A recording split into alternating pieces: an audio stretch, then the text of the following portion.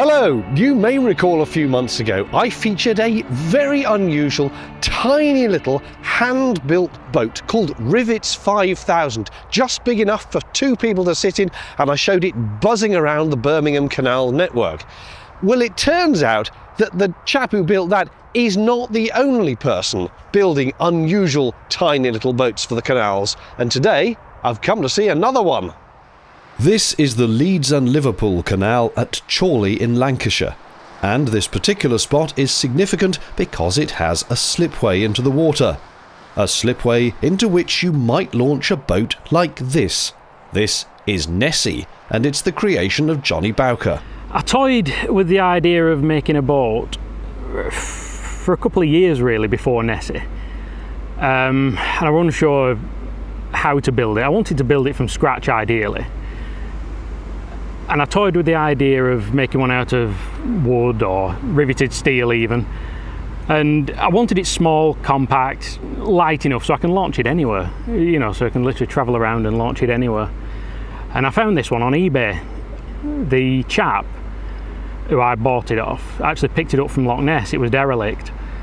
And he was going to turn it into a tender for his yacht. Whether he run out of time or what, I don't know. And I bought the hull from there.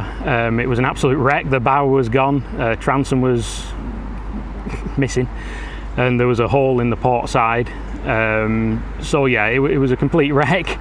He's not kidding either. The hull was in need of some significant TLC. Sanding, filling, prepping, painting, and a good going over. But over several months this Johnny did, and gradually the boat was transformed from leaky bucket into a thing of beauty. With the hull sorted, Johnny bought a small petrol motor and test-fitted it. A new prop shaft was machined and fitted through a water-lubricated stern gland, and a steering system was designed and fitted too. Over time, woodwork was built to house everything, the boat taking pride of place in Johnny's workshop. And after 2 years of graft, Nessie was transformed. Today the boat is a thing of beauty, polished within an inch of its life, all shiny brass and highly varnished wood.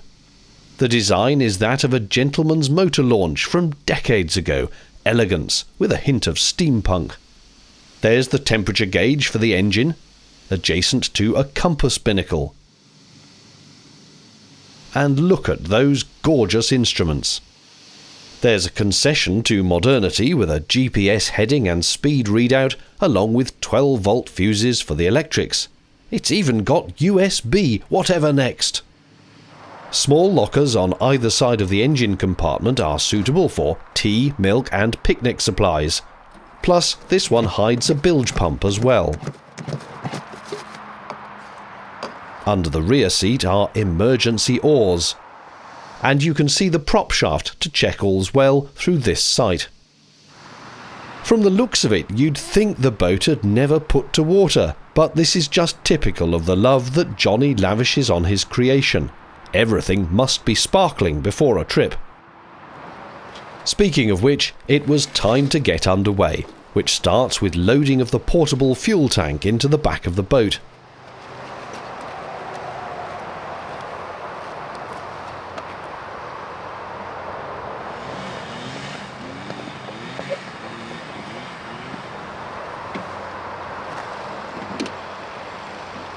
For safety and aesthetic reasons, this goes into its own vented locker with a 12-volt fuel pump to push the petrol over to the engine in the centre of the boat.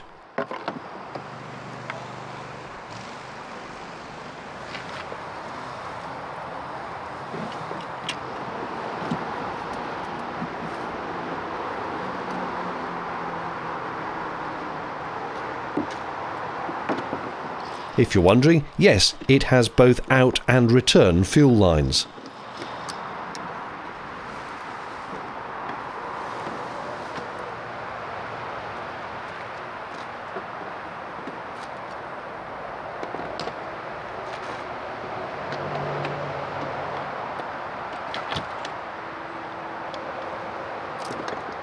That done, the trailer straps could be undone by Johnny and his mate Dennis, who helped with the build, he says, just by handing Johnny spanners and making cups of tea, though that to me is a valuable contribution indeed. Finally, the ensign is attached at the rear, which serves dual purpose as a camera mounting point to record journeys. Seeing the boat in the sunshine ready for launch really does highlight the transformation undergone by this one-time rowing dinghy from Scotland's Loch Ness. Nessie was basically an empty shell. The woodwork that was on it was the seats and the gunnels, and the gunnels were covered in fence paint, and the seats were just rotten. So it literally all came out, and it was an empty shell completely. When he actually turned up with the boat, I looked at him and said, "You're going round the bend, mate. You're never going to get that afloat." But once again, he proved me wrong. He's amazing. If you could see the before and after, you'd be shown. I actually showed my family, some of my members of my family, and my brother actually said to me when he saw it, he said, that is not the same boat, I'm not having it. And since then he has been out with us on it, and he still can't believe it's the same boat. That's how bad it was when he first got in it. The boat was almost ready to launch, but the steering chain mechanism needed a bit of oil before we went. And that's in here, just behind the engine. The steering wheel turns that chain, which, through a series of pulleys, moves a cable attached to the rudder.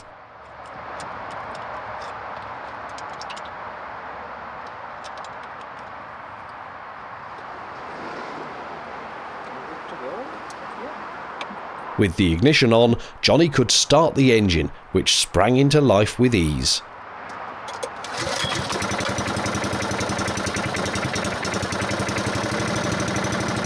The engine is a Kubota GH170. It's a 169cc, I think, 5.5 horsepower. It is limited to 3.5 at the minute for use on the canals. If I go on the Lake District, when it's been thoroughly tested, I might open it back up again. But to be fair, at 3.5 horsepower, it tootles along quite nicely. I chose Kubota because they're reliable. There's no plastic jets in the carburetor and stuff like this. The machining's very good inside the engines themselves. There's very little mechanical noise as well, so it helps with the boat being so small that it's quiet. And the engine is on rubber mountings, but the Kubotas don't vibrate too much when you compare it to an equivalent Honda or a Chinese Honda copy or something like that, you know. Now, with Dennis's help, Nessie could be launched down the somewhat tatty slipway into the canal.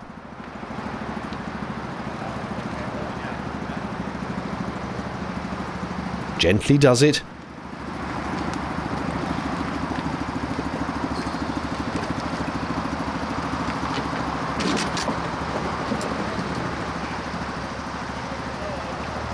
And off it floats.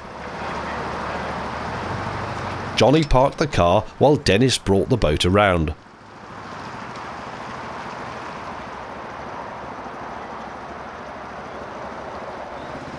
Being so tiny, narrow and low to the water, it's a little bit wobbly when you get in, so the handrails are essential.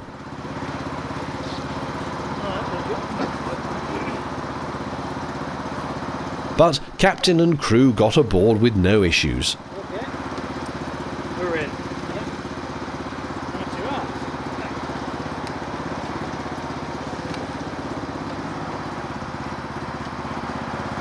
A glorious day's boating beckoned, so the gearbox was switched to ahead. The gearbox in Nessie, that's one of my own design, and that was part of the reason why I wanted a small boat, because the gearbox I sort of come up with, if you will, it's nothing fancy, but it's a seamless marine reverser, and it's a compact power unit with the engine and gearbox all mounted together, and it's clutched, so you can be going from full ahead to full astern without needing to change the RPM of the engine or anything like that, in an emergency, of course. But yeah, and I sort of built the boat around this compact power unit that I made. It looks for all the world as if it's a steam launch, and we'll come back to that in a minute. For the moment, enjoy these shots of the boat going along.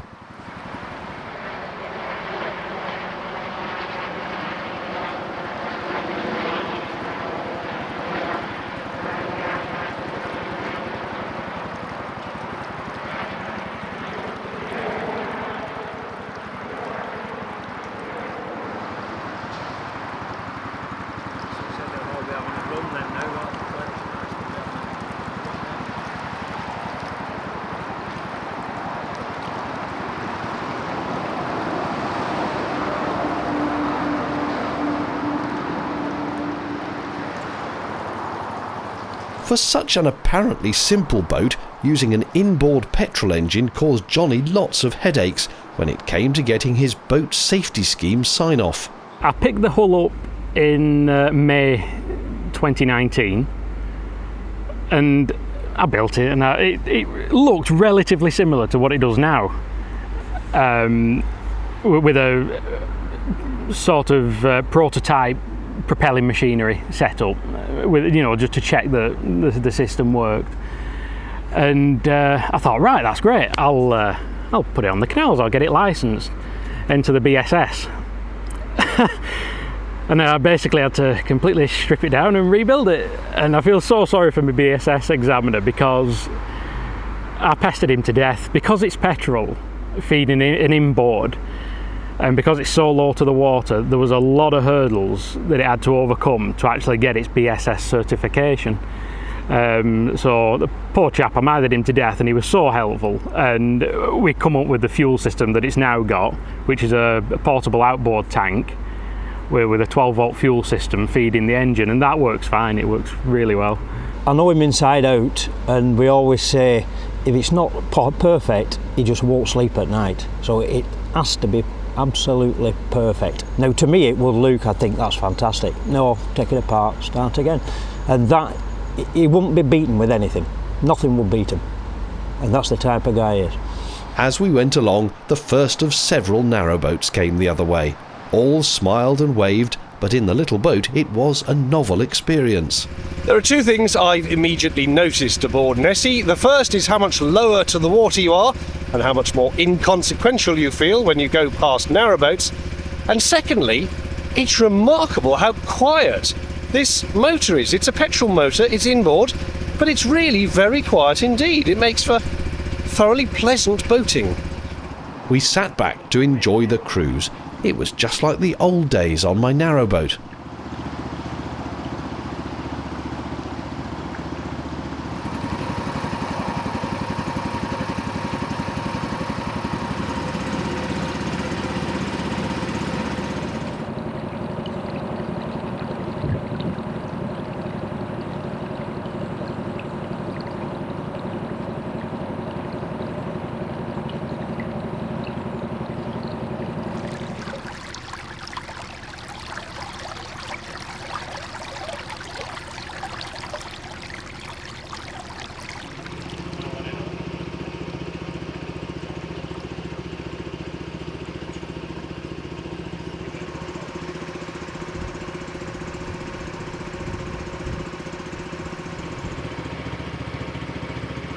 For such a small craft, there's a surprising amount of seating on Nessie. You could fit two at the back if they squished together. Then there's a seat at the bow, plus two more in front of the engine. As already mentioned, many passers-by think this is a steam launch, and it's not an impression Johnny is inclined to dispel. When people are asking, is it steam? I've recently just added a new feature, and this was my friend Dennis's idea. It's his fault, purely. And it's a smoke generator that actually sits inside the exhaust, and there's a couple of primer bulbs next to your seat from the driving position, and you can just press these little primer bulbs and it shoots fake smoke up the exhaust, and you get a cloud gassing everyone out on the towpath as you're going along, you know. That's the latest addition. We went through a huge navy of geese, much to their annoyance, and then approached a bridge, followed by a sharp bend to the left. For such occasions, Johnny has installed a horn, essential in such a small boat so that other craft definitely know you're there. And whilst the numerous geese weren't fans of this little boat, people on the towpath and in other boats certainly were. It's really nice, to be honest. You meet so many nice people along the way, and everyone wants to stop and talk, and it's unusual, I guess.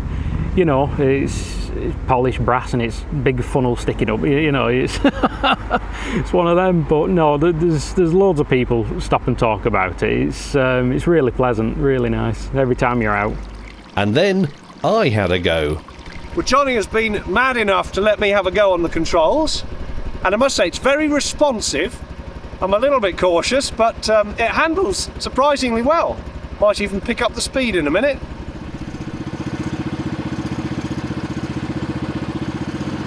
Immediately I had an unusual obstacle to avoid, this Canal and River Trust dredging boat, who were just as interested in Nessie as I was in them.